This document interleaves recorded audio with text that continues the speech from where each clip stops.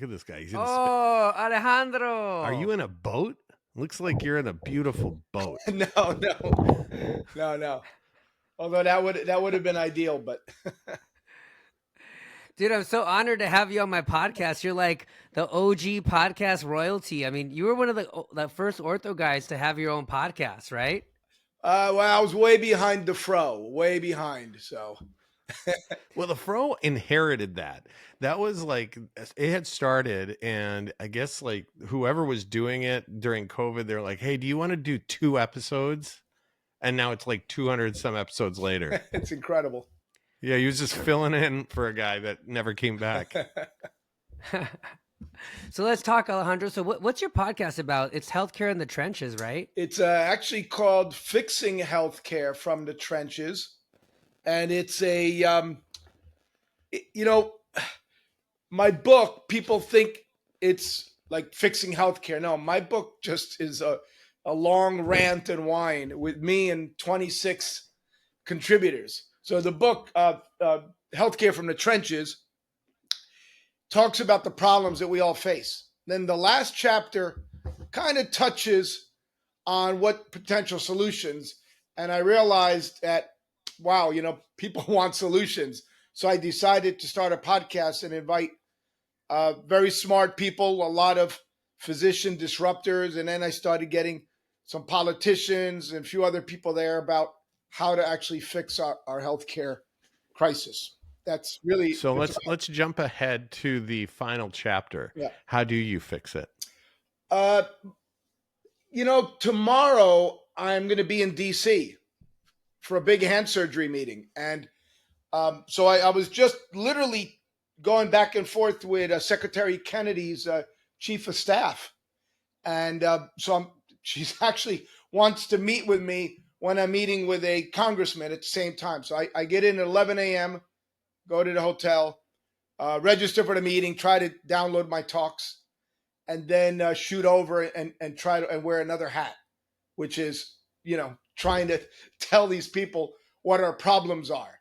So that being said, I think the biggest problem is we have way too many middlemen, way too many people who are sucking money out of the system and injecting hurdles and obstacles to what we know we need to do, whether it be nurses, doctors, technicians. All of us kind of know what to do. And we have these, for lack of a better name, bunch of suits that we need. I mean, we definitely, we need administrators, we need all of it. But if you look at the graphs, I think it's 1,800% increase in administrators versus 6% increase in physicians in the last 20 years. So what does that tell us? I mean, and how did this happen? That's the part I get really frustrated with is here we are. I want to take care of you, Alejandro. And the problem that I have is there's, like you said, too many people between you and I. So I can stand in front of you in a clinic, but can't see you because of prior authorizations. I might not have a referral. I might not, those are just the barriers from seeing you personally. And then when you take it even further and you have all these other issues with, like you said, all the suits. When I started my new practice, it was insane how many hoops you have to jump through. And Danny and I were just talking about it. He has to have a radiographer license to have an X-ray machine in the state of California. Which is insane. Well, that's the worst state, guys. I'm sorry. Agreed. It's shameful. It really is. Yeah, there's just too many third parties that have no business doing anything. For instance, like when I set up the office, you're going to give shots, or you're going to have waste, you're going to have needles, and you're going to have that. To make waste, you have to spend like $500 to get a license to make waste. I was like, to a company that, it's just brought in by the state of Michigan. It's just wild. All the stuff that you got to do. You tell the public that, okay, you're spending $500 on just jump through some hoop, which obviously it doesn't take that, right? But then, it's a box to check. Yeah, but when you tell them what you make on a patient, like at least in work comp, and we're all upper limb. I'm shoulder guys, right? It's $80 something to see a new patient in work comp. Now, granted, fortunately, the surgical schedule isn't so bad. In fact, they actually gave us an increase this year in the state of Florida, which is unbelievable. Any increase in health in medicine, right, is amazing. But when you think about how many just new patients you have to see without operating, just to make that $500 for you to jump through that hoop, that is it's shameful. I have no other word for it, and that's what I'm going to Yeah. tell the legislators on Capitol Hill. Explain to When you talk to him, explain to him how is it possible that I need to spend, let's do this. I don't know which PAC system you use, but the PAC system I use is 10 grand a year. For what? Oh, you Once you've done it you, once, you what's the got off easy. license worth? Yeah, you know what I Yeah. mean? But that's the thing. It's like, how is everything so exorbitantly expensive? But then when we ask to get paid, they're like, no, no, no, no, no, no. These guys are greedy. But it's not even that, because if you look at what's going on, like there's a monopoly going on in healthcare, right? There's Kaiser Permanente, there's Cedars-Sinai. These big systems are swallowing up doctors. They're pushing out private practice. So in any other industry, that's considered illegal. Am I right? And then the next thing is that when you can go to me and I can get the Medicare rates or the PPO rates for a total shoulder, but then you can go to a guy who's a part of or a woman who's a part of a big system, and they'll charge that patient like 3 times more for the same All right. surgery, which is crazy But the because doctor doesn't get that, right?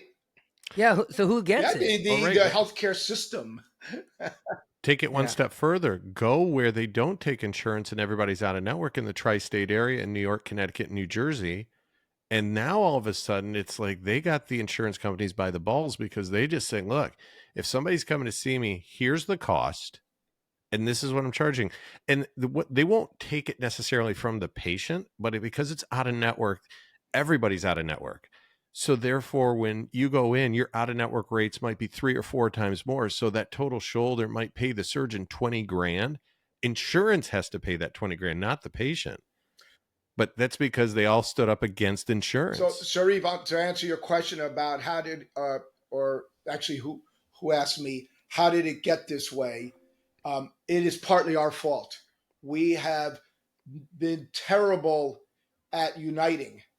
And then somebody says, "Oh, antitrust, you can't, unionize, you can't even organize." Hogwash, hogwash. Um, let, let me tell you, a group of neurosurgeons in the Chicago area finally, about 20 years ago, 30 years ago, said, enough.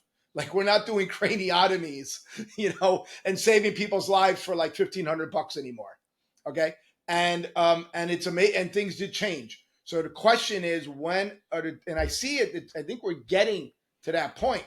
When Mm-hmm. will it get so bad that doctors will finally say, hey, look, I went out of network 10 years ago. I wish everybody listening to this would say, you know what, there's going to be some pain at first, but that's it. I'm having my office manager, quality insurance, say I'm not taking network rates, and if they your insured lives who hopefully pay more money to be able to see an out of network doctor now you're going to have to pay the piper, and hopefully that increased premium will mean something. Um, when that happens, it'll be like what you said in the tri-state area, which ironically, I'm doing cases in New York about every 6 weeks, and I'm honestly not up to speed with that, Sharif. So I want to ask questions when I'm there in 3 weeks. I'm doing a lab at NYU, a cadaver lab. That's my stomping ground, and I want to ask all these questions because Yeah, I mean yeah, it's definitely yeah, different, and you have your big systems where you have your employed surgeons and whatnot, and but then the private guys there are the majority are out of yes, they network, are. and That I know. it's the right way to do it because the person that or the entity that gets affected most by it is the insurance carrier, which let's be honest, without regulation, is the cause of where we are right now. Right, right, So, absolutely. so I have a question for you. What do you think the future of orthopedics is? I mean, we all do upper limb surgery, and we all know that it's elective, right? I mean, it does improve quality of life, but nobody's going to die from shoulder arthritis. Nobody's going to die from a rotator cuff tear. So I've always kind of likened it like a plastic surgery, right? And plastic surgeons don't take insurance or Right. cash. So I mean, and then what's going to happen if we all go cash? But then it's going to really kind of push out a lot of middle class patients who won't have access to care. Well, that's a good question, but the reality is, if people look, I try to self-insure and everything. I live, here on the water. I said to the insurance company right after Katrina, I said, "That's it." I said, "Go stuff your policy up here," because by the time you pay your deductible, and then they say this isn't included, that is included. I'm like, so what am I paying this for? And I'm just wondering when the public is going to say that about just about. I mean, I wouldn't have auto insurance if I didn't have to. That's the one thing they make you do. But everything else, I had a fire on my previous boat. Lloyd's of London, you hear that? Basically said, "Oh, you didn't maintain your air conditioning unit." Well, wait a second. The fire has to come from something, right? I mean, and if it was an act of God, lightning or something, then that wouldn't qualify. And if you have a hurricane, that's not going to, So at the point, like, what are you paying premiums for? I'd rather put my money in an interest bearing account and the old rainy day. When I grew up, there was, you save money for a rainy day. Well, one of these days it's going to pour, but at least I haven't been paying premiums for, let's see, 20 years this year. It's 20 years I haven't paid windstorm in Miami, and I won't. And if everybody else took that approach, so the analogy is with doctors, if we said tomorrow, call your office manager, call the main insurance company and say, we're out.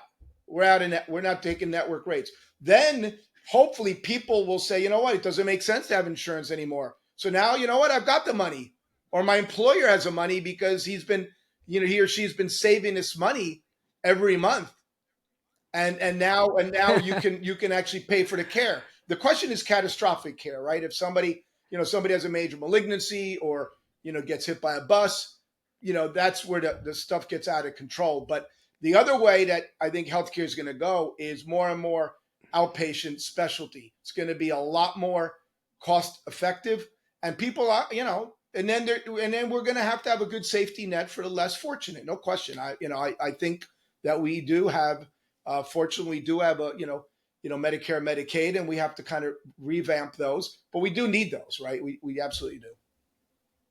So I don't know if you know this, but Michael Jordan just launched like the fourth clinic in Chicago, and it's like completely free for people that have no I did money, not no know that. insurance. Yeah. So that's pretty So I cool. took care of. Can I say this with HIPAA? Well, he's been married a few times, but I took care of one of his wives. Very nice, and he spoke to me at length. At length, I had to actually rush him off the phone because the girl, the girls were coming to my office like pointing to their watch. Dr. B, we're getting behind. But he was very engaging, and I think he has a slack wrist arthritis, probably from an old scapholunate ligament tear, just from what he told me. But I could tell it was obvious that he is interested, like, in health issues. So I'm really glad to hear that, and it takes people like that to maybe bring awareness to healthcare. which I think is great. Yes. And we should be very thankful that we have philanthropic, people in society that'll do that. But the fact that it's almost charity from the richest of the rich to do this is despicable on the fact of insurance carriers. I know here in the state of Michigan, Blue Cross lost $1.3 billion last year. And the irony is they're like, yeah, because people utilize their insurance. Well, that's why people have insurance. And so it's crazy that they're like, well, can you believe they use it? Well, yes, I can believe they use it because that's what they pay for. So the problem is that 1.3 billion has to be made up somewhere. And it's made up from us because all they're going to do is turn around and pay us less. And then as a consumer, you're going to have to pay higher deductibles. They're not going to take the All hit. right. And that's where regulation needs to change, because until the day where they have to realize that they're, again, it's a business. That's the problem. Well, You yeah. can't go tell them that your only job is to hold the money until they need it.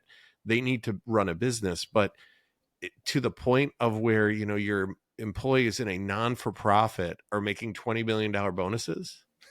Well, I'm That's a gonna drop a problem. bomb on that concept. Have you guys heard of the MLR, medical No. loss ratio? Now, one of the great things about writing a book is you learn a hell of a lot more than you probably impart to people reading it.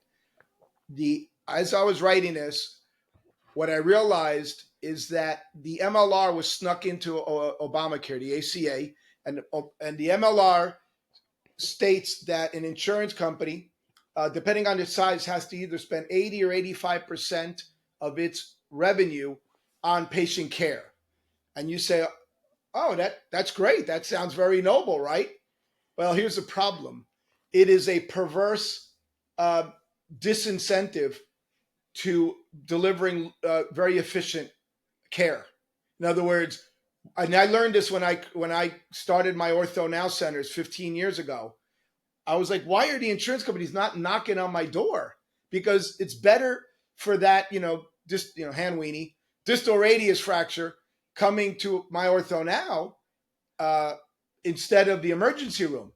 But if they save too much money in care, then they fall out of compliance with that law. So the first thing that has to be done is the MLR has to be repealed, and we have to incentivize insurance companies and us clinicians to deliver more cost-effective care. And then the overall healthcare spend in this country will gradually go down. So tell us about Ortho Now. Those are the urgent Yeah. cares and the surgery centers that you developed, right? How did that come Yeah, about? it's not surgery centers, although I did start it with the idea that it would help feed my ASC because I really kind of built it with a national company. And the irony is they've never really embraced the concept. I built it for our surgery center, and they're like very lackadaisical about it. The whole idea is to get patients to come to a walk-in center, whether it be pain, which is 70% of the patients, so it's not all acute, right? They'll come in with shoulder pain. Knee pain's the number one diagnosis. Right knee pain, in fact, is the number one uh, um, ISD code. Um, so what happens is when that patient's seen, they're being seen by somebody who knows orthopedics, right? Not a general urgent care, not a busy ER doctor who's worried more about the femur fracture or the hip fracture, not shoulder pain, knee pain, distal radius fracture, etc. Then that patient now can be sort of captured to go into the outpatient surgery center as well. Because once a patient goes to the hospital, naturally the healthcare system wants that case to be done in that hospital, right? But now all of a sudden we're walking into a very high cost situation as opposed to Ortho Now, limp in, crawl in, whatever, get seen. If it's surgical, boom, the ASC will take care of you. Then you do your rehab, and that's it. The overall cost of care is dramatically lower. But getting our colleagues to embrace that has been very challenging for me. That's the reality. Why so? Like in what way? Just Well, in I the think it's sense. our DNA, Sharif. I mean, I say it in my book in chapter 4. It's called Cats, Colleagues, and Collaboration, right? Herding cats. The reality is, I think since organic chemistry, we have been programmed to compete with each other Mhm. from sophomore year in pre-med. If you think about it, every step of the way, your boards get, we all know ortho was hard to get, right? Even in my days, it was hard to get. Then your fellowship, then your job. So when it comes to us collaborating, it's extremely challenging. I have, and these are friends of mine in my own center, in our surgery center, who really don't, they're like, oh yeah, that's really nice that you have Ortho Now, Alejandro. But I'm like, dude, it's referring you cases. I'm not expecting a bottle of wine at Christmas, but just recognize it and let's all row the boat together. No, that's a great point, and I don't think your observation on competition is spot on. We do a terrible job of promoting each other. We we always say, "Oh, that's my competitor," because that's the way we're wired. Is like, if there's a hand surgeon half a block down the street, that's not your colleague, that's your competitor.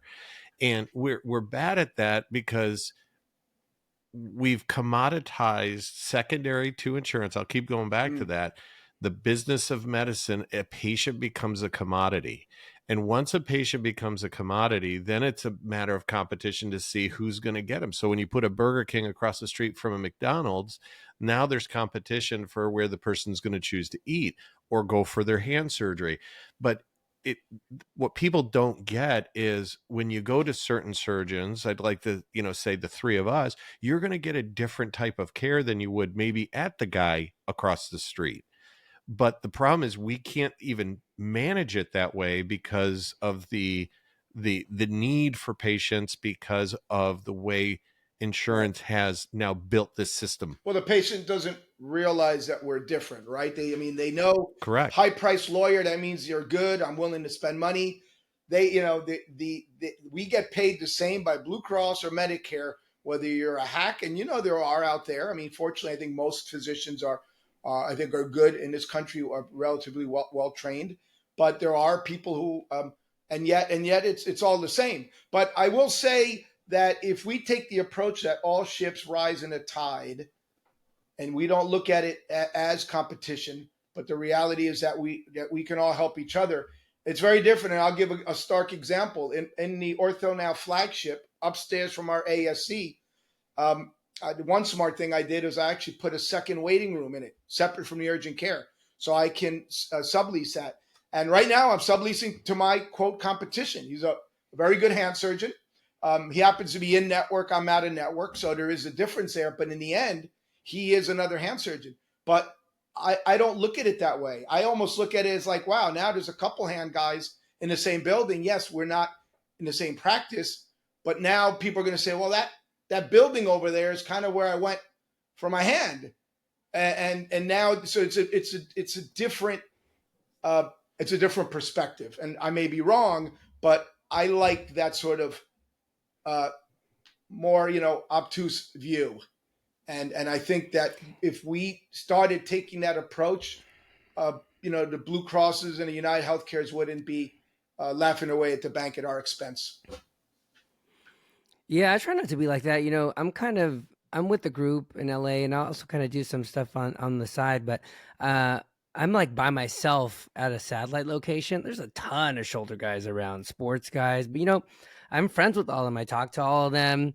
Sometimes I send them patients, sometimes they'll send me patients, and I don't know. I don't feel like it's competition. Patients are gonna gravitate to doctors who they feel comfortable with. So I just feel like, people that come to see me are going to come to see me because they're comfortable with me, or they like me for some reason. Maybe they like my bedside manner. And I think, there's enough patients to go around, Yes. unless you want to be like the busiest shoulder guy in California. I mean, I guess if you want that, like, that's cool. Kudos to you. But, some people, they might not want that. Maybe they just want to be moderately busy, or maybe they only want to work like a couple days a week or something like that. So California is very different, especially because it's so sunny. And in the summer, there seems to be a lot of work and nobody working.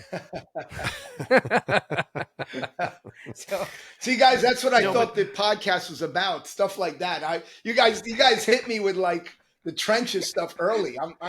I want to know, man. That's Alejandro Badia. For all you guys who don't know, like, Alejandro Badia is the guy, dude. He's out there in the trenches. He's fighting for us. He's got the Ortho Now clinics. I mean, we're all watching you, Alejandro. I think it's great, Yeah, thank everything you. you've It done. is painful though, Yeah. but I know you guys So have a very fun podcast, bro. Dude, I do have beef though, because the other day you were doing live surgery and I logged on and I tried to join and nobody was fucking paying attention to me, and I was trying to talk. You were doing a rotator cuff, and I'm like Alejandro, pick me up, put me in, coach. Well, you know what? That's terrible, because I kept asking the guy. Is a kind of a young employee, and he was sort of holding the iPhone, and we have these cameras, kick ass. That Paul Sethi is the one who really turned me on to this V Surgic. Oh, V Surgic, yeah, we had Ryan on. Yeah, he's great. But we don't have it. I don't know. I think you guys can tell from this podcast that I'm not a techie, and and the reality is that we have this technology, but I haven't figured out how to use it ideally. There was a time when we were doing this. He's talking about Cuff Daddy's talking about hashtag Live Surgery Tuesday. One word, Live Surgery Tuesday. And every 2 weeks, I do a case. And that day was kind of dreadful. It was just a terribly difficult retracted cuff in like an 80-year-old guy from Honduras. And I thought it was going to be a slam dunk based on the MRI, and the damn thing didn't move. So finally I got it, but I asked him a few times, like, hey, does anybody have a question? And we actually were having high school kids watching it as well through the V-Surgic, not the iPhone. So Danny, what you were watching was probably the vision through one view. But I had these high school kids watching on like 4 different angles, and they were very quiet. So the whole case, I really had very little interaction with people, which is not the idea. So we need to keep working on it. No, but I think it's fascinating. I think it's great that you do that because even as other orthopedic surgeons, it's always interesting to see what our colleagues are doing. That's one. I think for the next generation, like you said, with high schoolers, to show them what we do. And I think it's great. The question I have for you, though, do you obviously need consents with that particular patient to say, hey, I'm going to put you, on blast so that everyone sees what I'm doing. And then God forbid something goes on and it's and it's everybody's watching it. Well, fortunately, it's not like mitral valve replacement, right? So yeah, man. I mean, look, there are times I remember once, you had all the suture, like, you're passing it through the cuff, and then you get this sort of entanglements, and like, damn. But for the most part, it goes pretty well, and I think it's good for people to see that that we all have moments where we struggle a little bit, and I think the sign of a good surgeon is how you get yourself out of a little bit of trouble. I mean, because we all have that, and I think it's to err is human. 100%. Yeah. And regarding the patients, they really sign a very general kind of consent because, like all 3 of us, right? We do a lot of teaching and learning, and you can't do it all from the cadaver lab, right? You got real pathology, and we make sure there's no identifying. Every once in a while, I'll get somebody with like a shoulder with a big tattoo, and I'm like, that one's really recognizable. So we'll actually do something to, put a lap on it or something. To try to, but we're very conscious of that. But I think that the patients who know, I've had people watch it and they're actually pretty fascinated.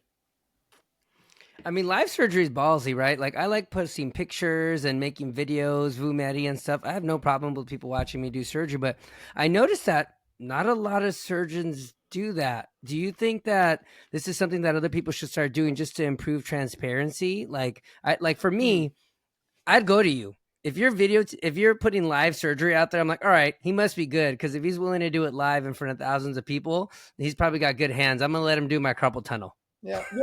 It's funny.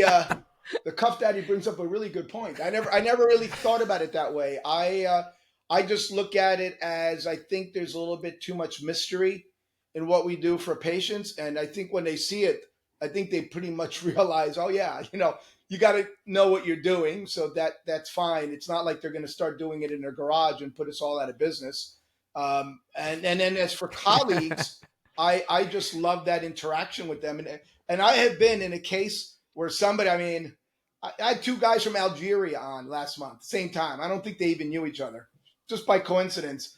But I've had times where somebody has made a suggestion and I've literally said, I like that. I'm gonna do that.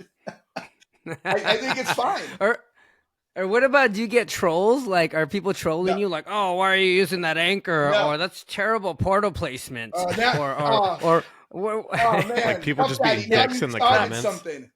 Yeah, I mean that's what people are worried about, right? So I mean, no, that has not happened. A lot thank too. God. It's the same thing like when you go on a talk, like when you're at 360 and you're up and you're talking, like you're always worried about that guy who's got the different opinion and he feels so passionate about it. And like, so Sharif, for example, so Sharif comes to LA and he gives a BioBrace talk, and one of our good friends, Rafi, right? He's really into Arthroflex, and they kind of like had a little spat, and it was like, it was educational, it was all good fun, but those things can kind of happen with people you don't know. For real. Yeah, I mean, I fine. gave a I think it's fine. talk. I but it is funny though. I gave a talk, and it was for a Yeah. reverse, and the whole commentary was an anatomic reverse total shoulder replacement, meaning you would have, depending on this technology and the way you put it in and the way you tension it, it looks clinically like an anatomic total shoulder. It moves like an anatomic total shoulder.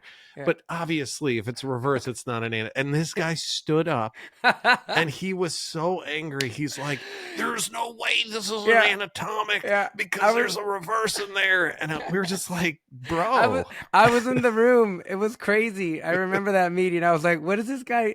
He didn't get the point. You should have explained it better, Sharif. But Oh, yeah, is that what it was? Is that what it was? That's exactly all right, my point. That's it's on exactly my me. point. It's on Yeah. me. Yeah. You got, that's what I'm saying, Alejandro. You got to have balls to be, putting it on live. So kudos to you, man. I like it. Like I said, Yeah, I like following you online. You got an awesome online presence. I try not to steal stuff, but I see some stuff. I'm like, oh, that's cool. That's a good idea. I like that. And it's really inspiring. And I think what people need to do, I don't think people copy one another, but you be inspired, like do the same shit, make it different, like go do a podcast, go write a book, whatever. But as long as you're about something, and I like that you're about something, that's great. Yeah. Thank you. So I'm going to ask you something, Alejandro, that I love about you is like you do so many different things, all for medicine. So what's unwinding? How do you Oh unwind? I man. mean, what do you write another fucking book? I mean, No, no. What do you do? people know I unwind a lot. Well, look, I'll full disclosure. Right at the pandemic, everybody's practice kind of slowed down, right? And what I realized is I was having like my OR days that were, normally in the teens. I'm doing like 6 cases, and now remember I'm a hand guy, right? So I'm not, it's not 6 reverses and 3 cuffs, but there were days like that were pretty busy. And what I soon realized is each of my Tuesdays were like half of what they used to be.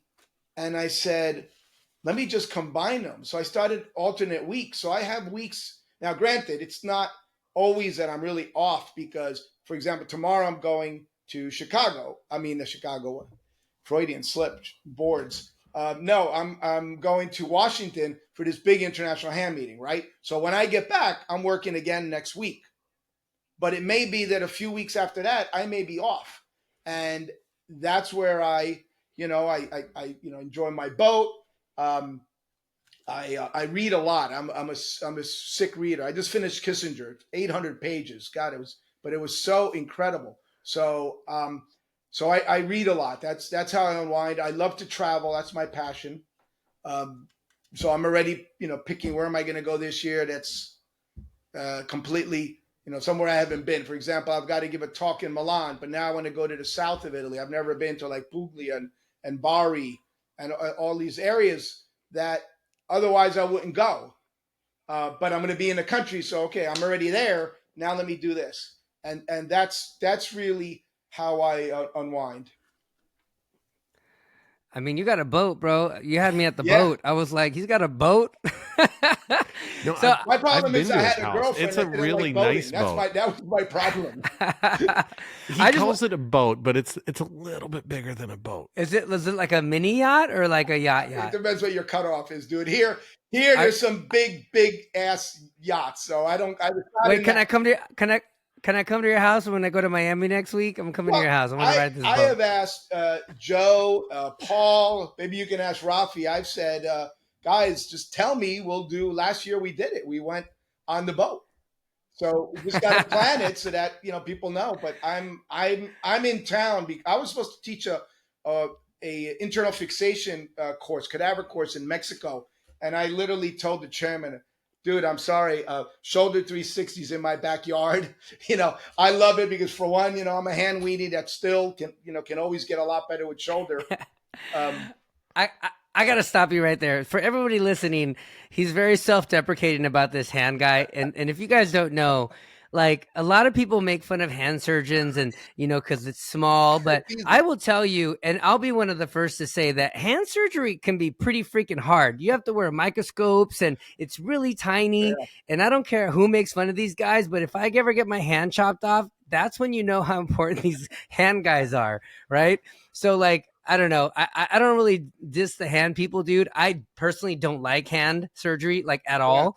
But I know that you guys are No, legit we at what love it. you do. So we gotta stop that. But you know the origin of this is that Yeah. when I was looking around for fellowships, I literally back then, I'm talking early '90s, I said I wanted to do a hand and upper extremity fellowship. I mean, I was that set on it, and at the time there were only four, and one there in your neck of the woods, UCLA, they wouldn't interview me because the guy from Pittsburgh was coming down. I go, well, it's funny because I'm interviewing in Pittsburgh, but he was between, so they wouldn't interview me. Harvard, as usual, didn't even look at me. So there was really only, and then I interviewed UC Davis, upper extremity, and the other was where I went, which was in Pittsburgh, which was awesome. I would do it all. I would do that one all over again. But now half of the hand fellowships are actually hand and upper extremity. So hopefully you guys don't get too teed off. I want to know though, like, because when I was in residency, they always like made fun of you guys trying to get hand jobs, whatever jokes there were. Like, where did that come from? Like, why is it like that? Yeah, why? I think I know. I think it's like, most of us are, pretty in shape, and we can all bench press like 350, and then all of a sudden they decide to do this little tiny hand, when there's this big giant femur or this big humerus, and they're like, here's my little metacarpal I'm about to fix. Yeah. I made a rule long ago that I was never going to fix a bone that I could choke on. So I send those all to the hand guys. Can I tell you one of the hardest cases that in terms of internal fixation, is a spiral proximal phalanx fracture with a lot of rotation with a big butterfly fragment that then like fragments when you're fixing it. I'm like, I wish I was plating a femur. I mean, yes, it's bigger.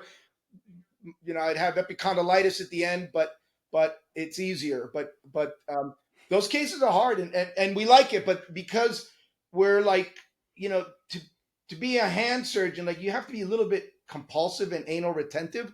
So that's why they call us hand weenies, and we do have a certain personality. I'm not necessarily saying I'm proud of it, but you have to be compulsive. It's the nature of the beast. What do they say about us? Like, are you guys talking shit about shoulder guys in the bathroom? What are you guys saying? Yeah, they're drawing pictures on the wall. my CMO says that we're all just a bunch of shoulder nerds, and I kind of agree with him actually. Well, it's more the sports guys. I mean, I go into the room with the sports guys and they start talking about last weekend's game, and almost always it's football, right? And I played rugby. I honestly don't like American football. Okay. I grew up in this country. I played soccer and I played rugby in college and even in medical school. We had a league, but so the sports guys like all that, so you don't feel part of the boys if you're not talking about, oh man, he should have passed on 3rd and 3. That's pretty funny. That's because actually I'm sports trained, but I do know what you're saying. Dude, that's actually one of the reasons I didn't do sports, because I'm like you. Like, I engage in sports, but I'm not like a sports guy. I like my kids' sports. They play lacrosse and soccer, and I'm super into it. But I don't watch like a lot of sports. I feel like it's a waste of time. So that's kind of why I went into shoulder, because I'm like, I like the sports surgeries, but I don't necessarily want to like be covering games and stuff like that. I'd rather be at the beach. That to me seems like such a chore, but those guys love it. God bless them. Yeah, they love God it. bless You them. gotta love it. Yeah. But that's a young man's thing unless you really want something out of it. I mean, to me, I did it. I'm good. I have zero interest to do it anymore. I did it more for my kids so that they could go to the sidelines of these, big pro games or college and whatever. My dad. And then I'm good. Then I'm done. I've done it. And, I don't take call. We just talked about that, Danny. It's like, to me, that's a young man's game. It's cool, but they can have it at this point. I'm good. Not jealous. Congratulations. Cheers. Yeah, well, the really passionate guys do it into their 50s and 60s. I mean, God bless them. and so God yeah, bless them. to each his own. I mean, every specialty has its own own thing, right? Somebody just put out on social media. Somebody put out that they typed into Chat GPT, draw a caricature or stereotype of each of the medical specialties. I Did you saw see that. that? It was It so was good. Yes. unbelievable. Yeah, Kamran did it. Oh, it Yeah, was him. I amazing. thought so. I wasn't Yeah, sure. yeah. Yes. And that was funny. The radiologist's eyes are coming out of Yeah, his yeah. head. I bet it's true. I mean, stereotypes come from something, right? The neurosurgeon one was perfect. The head was chopped off and Jesus was standing on the brain.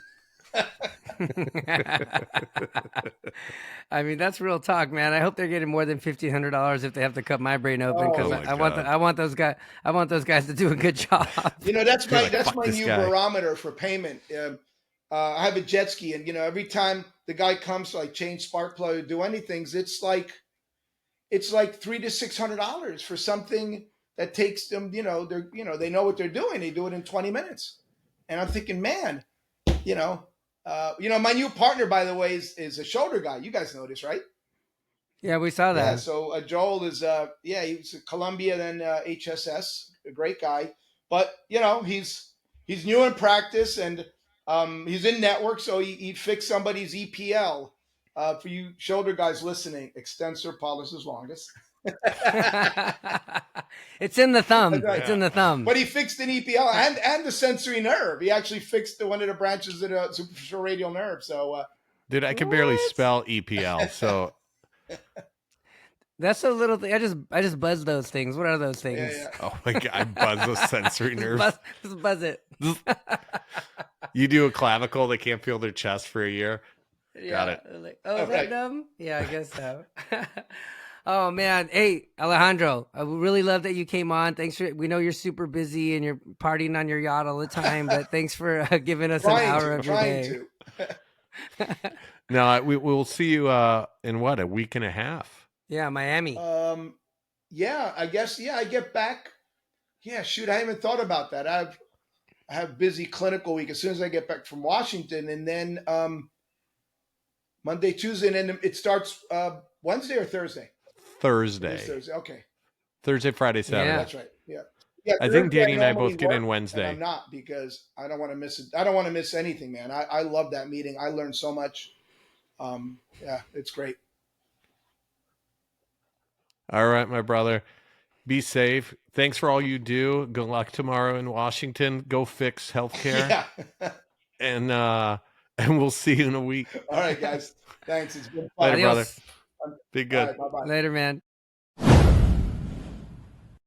I like that guy, man. If you guys don't know Alejandro Badia and you're in Miami and you just happen to cut off your thumb, just go hit up Alejandro, man. He's probably going to have like some nice music in his OR. Maybe he's cooking up some Latino food and take you on his boat. But definitely hit up Alejandro Badia. Dude, if I cut off my finger, I'm putting it in a bag and I'm flying to Miami.